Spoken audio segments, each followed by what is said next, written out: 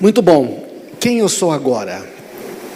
Quem eu sou agora? Quando a gente decide por Cristo, como é que é a nossa vida agora? Eu quero falar para você que está se batizando, mas serve para todos nós.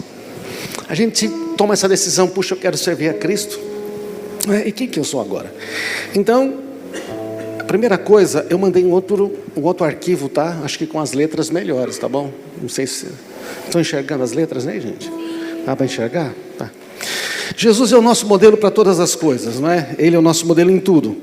Ele nos ensinou a ser e a fazer as coisas como Ele. E o que nós não podíamos vencer por nós mesmos, Jesus vence e nos dá de graça essa vitória, não é? Então, o texto de 1 João 4:17 diz que, à medida que permanecemos em Deus, o nosso amor se torna mais perfeito. Assim temos confiança no dia do julgamento, pois vivemos como Jesus viveu neste mundo. Assim como Ele é, nós somos neste mundo. Então a Bíblia diz claramente que Jesus é o nosso modelo. Então por isso que Jesus também se batizou, e a gente se batiza, não é? Tem coisas que Jesus fez que nós jamais poderíamos fazer, mas a vitória que Ele conquistou é nossa agora. Então Jesus sempre é o nosso modelo. Então Jesus também se batizou, e o batismo é um ato profético, ele não é apenas um simbolismo, não é? O batismo é um sinal, é um selo. Como muitos declaram aqui, o batismo é aquele sinal que morremos com Cristo e fomos ressuscitados para uma nova vida. Quais são os sinais de que a gente tem uma nova vida? É que nós deixamos de viver de uma maneira e passamos a viver de outra maneira. Não queremos mais. E ganhamos essa vitória. Vitória que começa aqui dentro e vai afetando toda a nossa vida. Então o batismo, ele tem um significado muito poderoso. Olha o texto de Romanos 6, versículo 3 a 5, que fala sobre o significado. Acaso vocês se esqueceram de que quando fomos unidos a Cristo Jesus no batismo, nos unimos a Ele em sua morte? O que Ele quer dizer? Ora, quando a gente mergulhar você nas águas, eu às vezes falo para alguns que a gente mergulha, ora o Pai Nosso, depois levanta, tá certo? Não tem problema, não vai ser assim. Você já morreu com Cristo.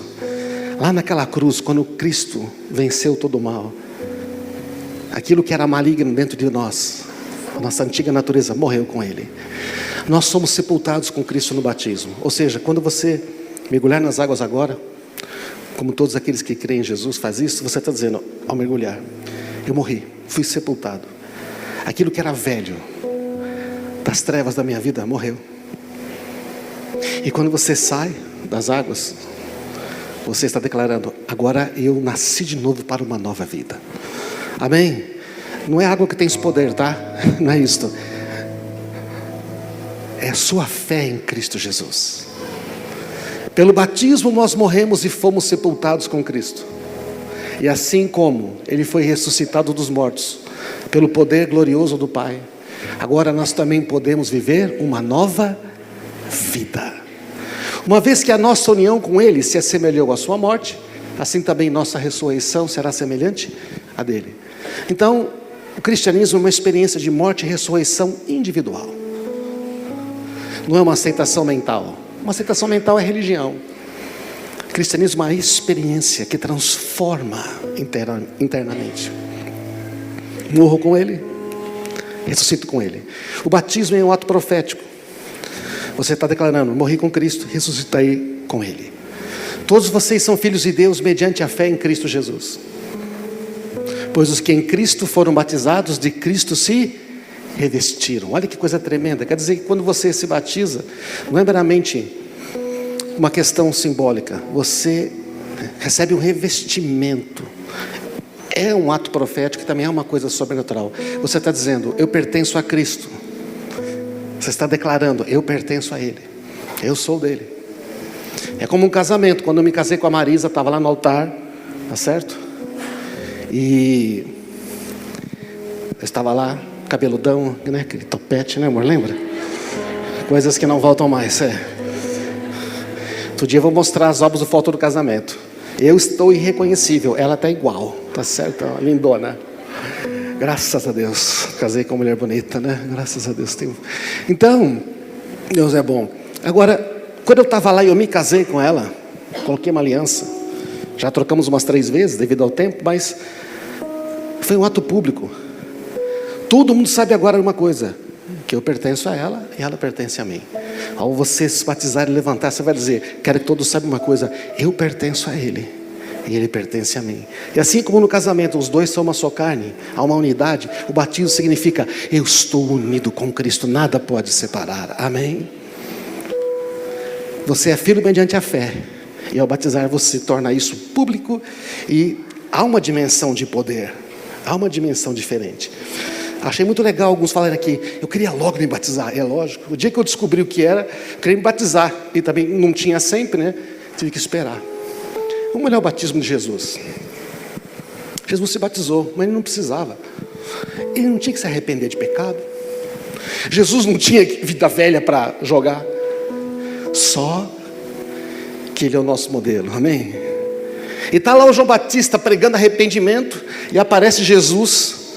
E na verdade João Batista e Jesus, eles se conhecem, porque, né, mãe Isabel e Maria são primas. Mas ninguém saberia quando criança que um seria João Batista, ou talvez Jesus soubesse, mas João Batista. Aí quando Jesus vê Jesus, fala: rapaz, é o Filho de Deus mesmo, é ele. E Jesus vem para ser batizado, e João fala: não vou batizar você não, você tem que me batizar. Não batiza, aquele negócio todo. Jesus falou assim: rapaz, tem que me batizar, sabe por quê? Porque as escrituras dizem. Ele falou: sim, é verdade. Aí Jesus, que não tem pecado, é batizado. E assim que foi batizado, Jesus saiu da água, e naquele momento o céu se abriu, e ele viu o Espírito de Deus descendo como pomba e pousando sobre ele. E então uma voz dos céus disse: o que a voz dos céus disse? Este é o meu Filho amado, em quem me agrado. Ora, Jesus é o exemplo para nós. Quando você entrar nas águas hoje, tanto com todos nós que já entramos nas águas, vai acontecer isso que aconteceu com Jesus também. Os céus vão se abrir para você, e Deus vai dizer: eu quero encher você com o Espírito Santo, e eu quero que você tenha tudo aquilo que é seu, como filho. E o Pai do céu vai fazer essa declaração: você é o meu Filho amado. Ele vai falar em voz audível. Bom, no meu não falou, entendeu? Ninguém fez assim, opa. Mas ele falou aqui no coração, amém? Ele está falando no seu coração: você é o meu Filho amado, eu gosto de você, eu tenho prazer em você, eu me agrado de você. Então hoje, você que vai se batizar, e você que se batizou, lembre, Deus, esse batismo é uma coisa, não é meramente se molhar com água. Você está dizendo: eu sou teu. E o Pai está dizendo: eu vou abrir o céu sobre a sua vida, e o Espírito Santo vai vir sobre você. É o seu direito, você tem o Espírito Santo. Você já tem que estar aqui, tá? Não é que você vai ter, entende? O Espírito Santo está em você. Mas esse batismo significa: agora, a partir desse momento, o Espírito Santo vai atuar através de você. Vai acontecer coisas numa outra dimensão. Você nasceu de novo pela fé, você tem o Espírito Santo. Mas o batismo, o ato de obediência, quando você obedece, coisas acontecem. Coisas que não aconteceriam sem a obediência. Certas coisas na Bíblia a gente não experimenta simplesmente porque a gente não obedece. Mas quando você obedece, fala: vou fazer. Abre-se coisas no mundo espiritual que você não imagina. Então, Deus está dizendo: você é meu Filho amado. Então aconteceu isso. O Espírito Santo vem sobre Jesus, e a declaração do Pai: isto também é sobre nós. O Pai nos céus vai estar dizendo: está vendo essa turma aqui? Eles são meus filhos amados, amém? São amados ou não são? Fala a pessoa do seu lado: você é um filho amado, você é uma filha amada, bonito, inteligente. Aproveita, já complementa o negócio. Mesmo torcendo para o Corinthians, você é alguém importante. Eu te amo mesmo torcendo pelo Palmeiras, na verdade. Agora, logo após o batismo, acontece uma outra coisa. Atenção aqui, atenção aqui. Não olhe o celular, não olhe o celular. Mauro, você entendeu, Mauro? Ele não está vendo o celular, Patrícia? Graças a Deus. Logo após o batismo, também aconteceram duas coisas com Jesus. O que aconteceu depois do batismo, você lembra? Logo que Jesus foi batizado, está lá em Mateus 3, Mateus 4, Lucas 4, ele vai para o deserto para ser tentado. Sabe, quando você entrega a sua vida a Cristo, quando você entrega tudo para Ele, alguns falam assim: nunca mais você terá que enfrentar nenhum problema. Mas parece que a Bíblia diz assim: deixa eu dizer uma coisa, agora que você se batizou, os céus abertos, você vai aprender como vencer o inimigo, amém? Você vai aprender o que é ter autoridade, pisar serpentes e escorpiões e toda a obra do inimigo. Essa que Deus quer fazer com você. Ele quer que você seja um filho maduro, não quer que você seja um bebezinho. Me ajuda, me ajuda, não. Jesus vai para o deserto, é tentado. Jesus foi tentado, parece que nós vamos ser também, certo, gente? Beleza? E aí ele é tentado lá, mas ele vence. E você pode ser tentado, mas vou dizer, a vitória já é sua, porque o Espírito de Deus está em você, amém? Está. Então, logo após o batismo, quando você se batiza, você está revestido de Cristo. O inimigo pode tentar, mas ele não tem mais espaço na sua vida, percebe? Ele não tem mais domínio aí. Antes ele tinha um domínio aí, ele não tem mais domínio. Agora você pertence a outro. E quando ele vier, ele vai tentar dizer que você é meu, que eu quero. Você vai dizer: aqui não. Aqui não tem espaço. Então Jesus vai para o deserto, ele volta, e depois o que acontece? Ele começa a fazer discípulos. Ele vai encontrar um, ele encontra outro. Acontece a manifestação do poder de Deus ao fazer discípulos. Você começa a ler Mateus 4, de 12 em diante, ele começa a dizer: olha, arrependam-se. Ele começa a falar com as pessoas. Ele começa a encontrar os discípulos. Ele encontra, não é, Pedro, Tiago, e ele ora, expulsa os demônios, cura os enfermos. Da mesma forma acontece conosco. Estão entendendo, gente? É a mesma coisa. O céu se abre, o Pai disse: meu filho amado, o inimigo vai tentar e você vai vencê-lo no nome de Jesus. E então você vai começar a fazer o que Jesus fez. Quando você começar a falar e a viver com as pessoas, as coisas vão ser diferentes. Você começa a orar e começa a ver aquelas respostas de Deus, porque a Bíblia diz que a oração daquele que foi justificado em Cristo é poderosa e eficaz, amém? Porque Deus está ouvindo você, você é filho, você tem canal direto com o Todo-Poderoso, amém? Você tem uma linha direta, e ela não cai que nem a internet no Brasil, não, e não tem limite de velocidade, está vendo? Velocidade 2 zilhões de gigabits, não cai nunca, mais rápido que a luz. Ainda a palavra não chegou à boca e tu já conheces, amém? Ah, que coisa maravilhosa. Esse é o poder de Deus. Você é filho, é a mesma coisa. Então a gente não pode esperar uma vida sem pressões, mas nós podemos esperar uma vida vitoriosa em Cristo Jesus, amém, irmãos? É isso que é. Então Jesus é o primeiro homem templo. Jesus é o primeiro homem do tipo templo do Espírito Santo.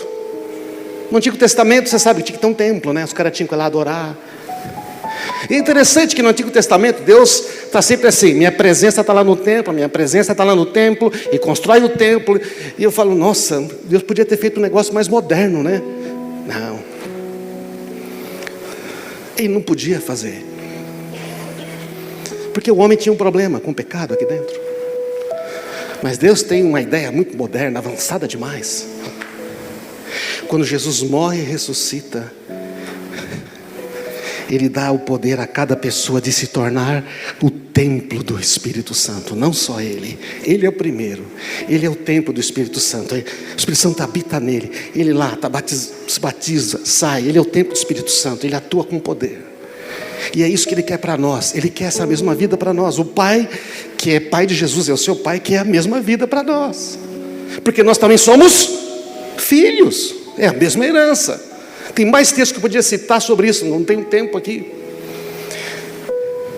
Vocês não sabem que o seu corpo é o templo do Espírito Santo? O Espírito Santo que habita em vocês e lhes foi dado por Deus? Vocês não pertencem a si mesmos. Vocês foram comprados por um alto preço, o sangue de Cristo. Portanto, honre a Deus com o seu corpo. Está dizendo, aí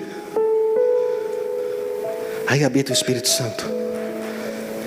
Não precisa ir num lugar para adorar. Você pode adorar Ele a qualquer hora. Por isso que Deus busca adoradores que o adorem em espírito e em verdade. Jesus é o primeiro. Mas quando Ele morre e ressuscita, sobe aos céus, Ele envia o Espírito Santo para que todos nós possamos ser esses templos vivos, onde Ele habita.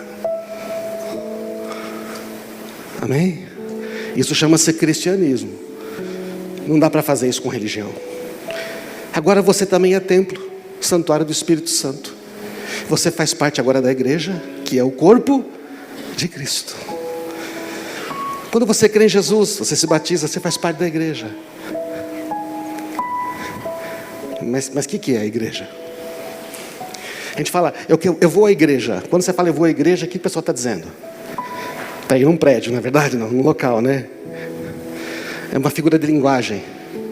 Eu descobri não, chama metonímia. Não é isso, professor de português? Quem tem aqui? Você não vai na igreja, você vai no lugar onde a igreja está reunida. Isso. Eu vou à igreja. No Atibaia 500. Não, eu vou num local onde a igreja se reúne, porque a igreja são as pessoas. Dá uma olhadinha pro lado aí, tá vendo? Tá vendo a igreja aí, ó. A igreja são pessoas. A igreja são pessoas. Você faz parte da igreja, então quer dizer que você está conectado com as pessoas. Nós estamos todos conectados uns aos outros, não é? Agora, imagina que Jesus, o Filho de Deus, Ele é a pessoa. Uma pessoa. Você é filho de Deus? Filho de Deus? Você é filho de Deus? Não? Está vendo do seu lado aí, filho de Deus? Tá. Uma pessoa, filho de Deus. E essa pessoa, filho de Deus, está cheio do Espírito Santo. O Espírito Santo é a presença. Lembra que eu falei do templo? Onde é que estava a presença de Deus no Antigo Testamento? Lá no templo. Apesar que a maior parte do tempo ele não ficou lá, porque eles não adoravam a Deus, e Deus, né, vai embora do templo e volta, aquela coisa toda. Mas aí no seu coração, o Espírito Santo nunca vai sair. Você sabia disso, não? Ele vai habitar aí para sempre. Então Jesus é um filho de Deus. Você é um filho de Deus.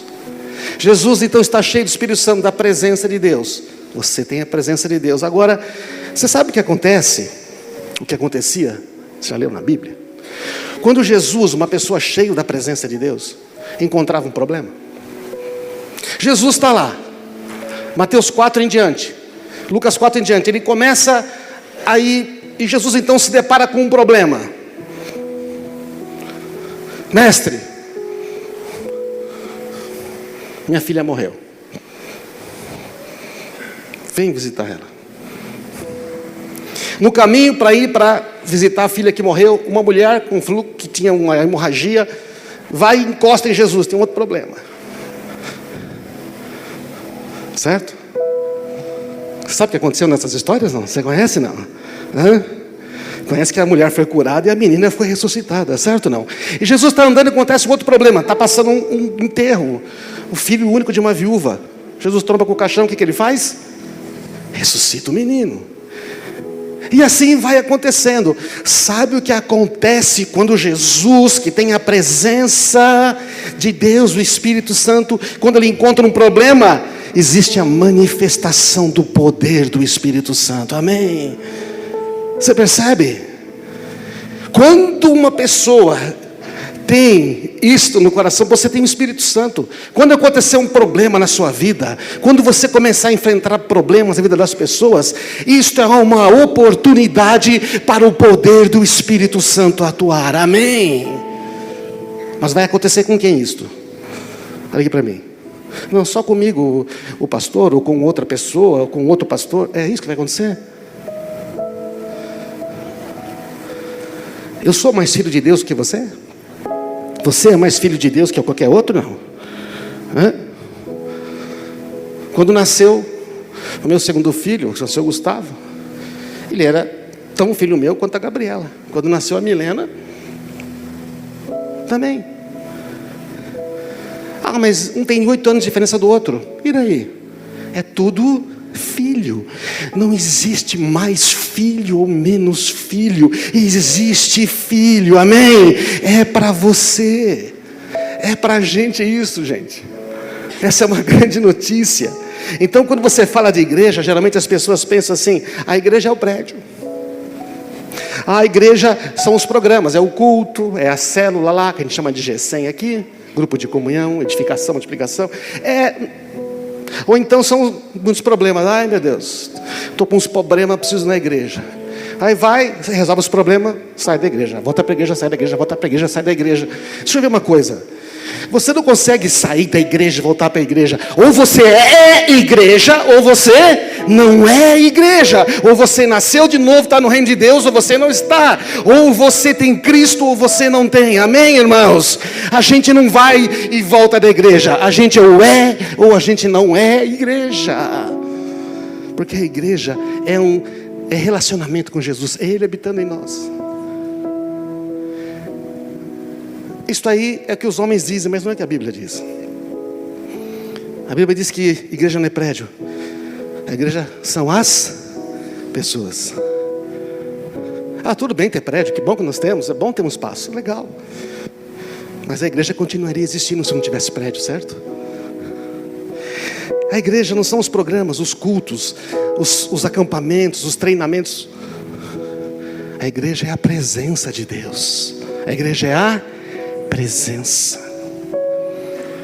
E mesmo que a gente não tivesse culto, não importa, na hora que você juntou 2, 3 pessoas, onde 2 ou 3 estão reunidos no meu nome, ali a minha presença está no meio deles. Então, a presença deles está onde está a igreja. E os problemas? Gente, quando tem pessoas que tem Cristo, e quando tem a presença de Deus, sabe o que acontece? O poder de Deus se manifesta, amém? A igreja é o lugar do poder de Deus, de Deus operar, de Deus transformar, libertar, curar. Quando Jesus chegava diante de um problema, tudo transformava, Ele curava, Ele perdoava, Ele libertava, tudo transformava. Casamentos são restaurados. Hoje aqui foi muito emocionante. Ouvir as histórias de vocês todos. Como Deus transforma, não é verdade? Não. Então a igreja são as pessoas cheias da presença de Deus que manifestaram o poder do Espírito Santo. Pode subir a banda aqui, por favor. A igreja são as pessoas cheias da presença de Deus que manifestam o poder do Espírito Santo. Ou você pode dizer que a igreja são as pessoas cheias do Espírito Santo que manifestam o poder de Deus. Dá mesmo. Tudo que tem dentro vem para fora. Só que esse lance de igreja e de poder só funciona, sabe quando? Quando a gente vai servir alguém, quando há uma necessidade. Sabe que tem muito cristão que já perdeu a alegria? Sabe por quê? É porque ele só está pensando em receber. E Deus está dizendo: ei, eu quero usar você para dar. Eu quero usar você para abençoar. Ah, mas eu não tenho experiência, tudo. Não precisa.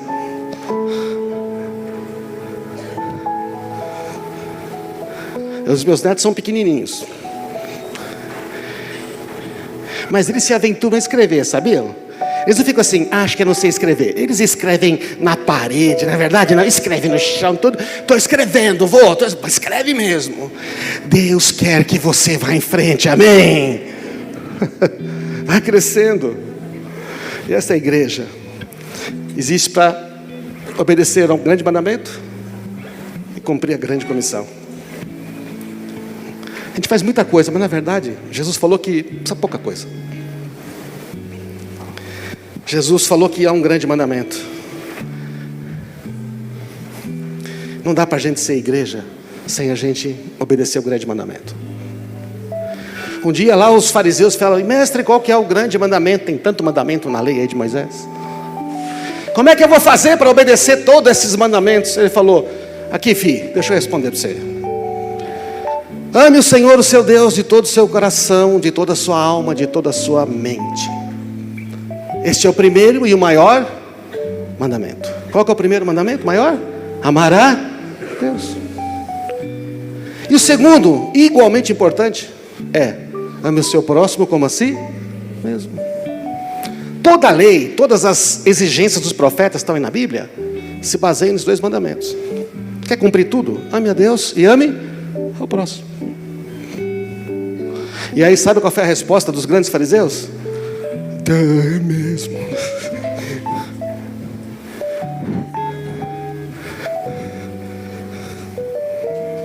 Amados, disse João, vocês querem saber o segredo? O segredo é a gente amar uns aos outros. Porque Jesus deu um novo mandamento. Ele falou: nós temos que amar uns aos outros. Na igreja as pessoas se amam. Porque quem ama o próximo, ama a Deus. Porque ninguém consegue amar o próximo sem amar a Deus. E ninguém pode dizer que ama a Deus e se não amar o próximo. Você viu as histórias aqui? Primeira coisa que acontece: perdão, reconciliação, quero ficar perto, eu não quero ficar vivendo no passado. Isso chama-se amor. Amados, amemos uns aos outros, porque o amor vem de Deus. Quem ama é nascido de Deus e conhece a Deus. Quem não ama não conhece a Deus, porque Deus é amor. A definição de amor na Bíblia, a única que tem é essa: Deus é amor. 1 Coríntios 13 fala o que o amor faz, mas a definição de amor, assim, está escrito aí: Deus é amor. Eu falei que ia cantar aqui, mas se eu começar a cantar, vai haver gritos na audiência, né? Fora! Para! Ah, meus ouvidos, meu Deus! Vamos cantar. Amados, amemo-nos uns aos outros. Canta para a pessoa do seu lado aí. Porque o amor é de Deus. Alguém que ama é nascido de Deus e conhece a Deus. Aquele que não ama não conhece a Deus, pois Deus é amor. Amados, amemo-nos uns aos outros. Faz uma pausa aqui, por favor. Pode continuar nesse tipo.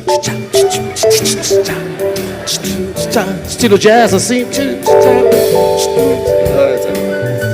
Olha só, as caras entendem da coisa aqui. Eu vou dizer uma coisa. Acho que eu vou. Olha outro versículo. O novo mandamento eu lhes dou: amem-se uns aos outros. Como eu amei vocês, vocês devem amar uns aos outros. Sabe o que vai acontecer quando você começar a amar uns aos outros? As pessoas vão olhar e vão dizer assim: esses são os discípulos de Jesus. Como é que você sabe que a pessoa é de Jesus? Como é que você sabe que ele é um mero frequentador de igreja, um religioso, metido a besta, que gosta de ficar apontando dedo para os outros? Você isso aqui, você isso aquilo ali. É porque ele ama, ele aceita, tudo bem. Ah, tá certo, vamos junto. Todos vão saber que vocês são meus discípulos se vocês amarem uns aos outros. Você não precisa dizer: eu sou discípulo de Jesus, hein? Ih, filho. Como diz a rainha da Inglaterra: se você tem que dizer que é uma dama, você não é. Não é isso, não? Se você tem que dizer que é um discípulo de Jesus, basta amar. Basta você amar. E esse amor, ele é assim, bem prático, né? 1 Coríntios 3 diz que esse amor, falou que eu posso falar em línguas e não amar. Eu posso ter dom de profecia, mas não amar. Eu posso ter dom de revelação de conhecimento, mas não amar. Eu posso ter fé que move montanhas e não amar. Eu posso dar tudo que eu tenho e não amar. Não serve para nada. Eu posso fazer tudo isso e não ter amor. Não é verdade, não? Você já viu isso, não? Tem profeta que não tem amor. Tem gente de revelação que não tem amor. O que adianta? Mas ele falou que o amor ele é paciente, ele é bondoso, dá uma outra chance, não tem inveja. Você ganha uma promoção o seu amigo fica feliz. Eu acabei de perder o emprego, ele acabou de ser promovido. Eu fico feliz por ele, porque eu amo. Isso é cristianismo, amém? Se eu não consigo, tem um problema aqui. Não maltrata o outro, não fica pisando. Agora eu vou dar o troco, que nem música sertaneja, né? Vou dar o troco, agora vai ver aquelas coisas todas. Estou falando que, bom, a gente foi pescar e ficamos o dia inteiro música sertaneja. Outro dia aí, não tá com o barco. Então, respeito, não é quem gosta. Tem umas letras muito ruins, né? Eu vou dar o troco, você vai ver só. Eu vou acabar com você. Para, isso não é amor. Não busca o seu interesse. Não manipula a situação. Esse amor não fica irado facilmente. Quando fica irado, pede perdão. Não guarda rancor, não se alegra com injustiça. Sofre justamente, sofre. Não foi justo, mas tá bom. Eu amo você. Isso é um amor da aliança. Continua acreditando. Dá uma outra chance. Espera o melhor. Não fica esperando o pior do outro. Espera o melhor do outro. Eu espero o melhor de você. Eu espero o melhor. Este é o amor de Deus. Amém, irmãos? Está claro ou não? Isso aqui que é ser discípulo. A igreja é isso. Suporta as coisas difíceis. Suporta as coisas difíceis. E a grande comissão é isso aí. Ide, portanto, faça discípulo em todas as nações, batizando no nome do Pai, do Filho e do Espírito Santo. Jesus não mandou plantar igreja, construir prédio. Tudo bem fazer isso. Ele falou, faz discípulo. Conversa com pessoas. Fala com outros. Essa é a visão da nossa comunidade, não é? Esses 3 pontos aqui, eu ouvi essa semana de um outro pastor, achei muito legal, repeti aqui, tá? Mas está na Bíblia, o crédito é dele, da Bíblia, graças a Deus. Façam discípulos, ensine esses discípulos a obedecerem às ordens que eu te dei. Então a igreja, irmãos, o que tem que fazer? Quem é a igreja aqui? Você é a igreja? Não. A igreja a gente é uma coisa que a gente é. A igreja que somos nós tem que fazer 3 coisas só. Amar a Deus. Vamos falar alto aí? Amar a Deus. Amar as pessoas. Fazer discípulos. O que é fazer um discípulo? É um seguidor de Jesus. Alguém que também quer amar a Deus e amar as pessoas. Então hoje aqui, vamos batizar vocês. Vocês estão dizendo aqui, olha, eu quero amar a Deus, eu quero amar as pessoas. E assim, não demora para fazer discípulo. Não fica esperando, não, vou fazer 10 cursos, fazer faculdade, um dia, teologia. Não, já vai agora. Como é que faz discípulo? Eu não sei, quando nasceu nossa primeira filha, não é? Sabe qual era o treinamento que eu tinha para ser pai? Esse mesmo, igual que você tinha, nenhum. E se ela tivesse nascido depois de 10 anos, eu não teria tendo nenhum, porque não adianta, é assim que é. O Espírito Santo está em você, amém? Vai em frente. Amar a Deus, amar as pessoas, fazer discípulos. É isso que o Senhor chamou. Essa é a igreja que nós queremos ser. A igreja família, vivendo o amor de Cristo, alcançando o próximo, formando discípulos, amém? Agora você está aqui ouvindo tudo isso. Você tem certeza? Você quer experimentar isso? Você já experimentou isso? Você tem essa alegria de ter Jesus no coração? Esse pessoal aqui hoje, alguns eu vou ter que quase segurar, eles vão querer se jogar dentro da água. Alguns pulam, arrastam a gente. Eles estão felizes porque Jesus, olha, mudou minha vida. Talvez você queira que Jesus toque na sua vida hoje também. Se você quer isso, levanta a sua mão, a gente quer orar com você. Fala, eu quero. Você que não aceitou a Cristo ainda, nunca aceitou a Cristo, nunca falou, eu não tenho Cristo no meu coração, mas eu quero ter hoje. Levanta a sua mão, no seu lugar mesmo, fala, eu quero Cristo na minha vida. Eu quero Cristo na minha vida. Levante a mão no seu lugar, só vamos orar juntos. Levante sua mão. Quando eu ia na igreja, falava assim, esse negócio de levantar a mão, o pastor vai pedir para ir na frente, depois tem uma vergonha, eu não vou. Aí Deus falou comigo, você não precisa ir para frente, rapaz, eu estou te ouvindo. Deus está ouvindo você aí no seu lugar, amém? Se você está dizendo, eu não tenho essa vida, eu não tenho essa alegria, eu não tenho essa esperança, eu preciso de Jesus, levante sua mão no seu lugar e faça essa oração tão simples, dizendo, Senhor, eu quero a tua presença na minha vida a partir de hoje. Vem mudar a minha vida. Me arrependo de viver isolado, me arrependo de viver sozinho, me arrependo de tentar resolver meus próprios problemas, me arrependo de não crer no teu amor. Este é o grande pecado. Levante sua mão e fala, Pai, Jesus, Espírito Santo, E me arrependo de não crer no teu amor. Talvez eu nunca tivesse ouvido o quanto que eu sou amado, que eu tenho uma herança, que eu tenho um futuro. Mas hoje eu quero que tu entres na minha vida. Faça essa oração. Eu não posso fazer para você, posso só te ajudar. Entra na minha vida hoje, muda tudo. Entra no meu coração. Só esta oração simples. Ore aí com as suas palavras. Diga: entra no meu coração, Senhor. Mude a minha vida. Transforma meu ser. Pai amado, nós oramos por esses que estão com as suas mãos levantadas. Eu hoje inicio uma nova vida, um novo momento na vida deles. O Senhor está abrindo o livro da vida, escrevendo o nome. Eles decidiram, fizeram uma escolha.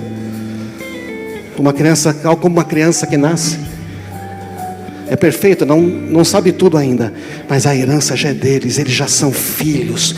A partir de hoje, este que levantou a mão aqui, que fez esse ato, não é meramente uma coisa emocional, é um ato único, profético, tem consequências eternas. A partir de hoje, esta pessoa é tão filho teu quanto qualquer outro neste lugar, neste planeta. Recebe a graça de Deus, você no seu coração.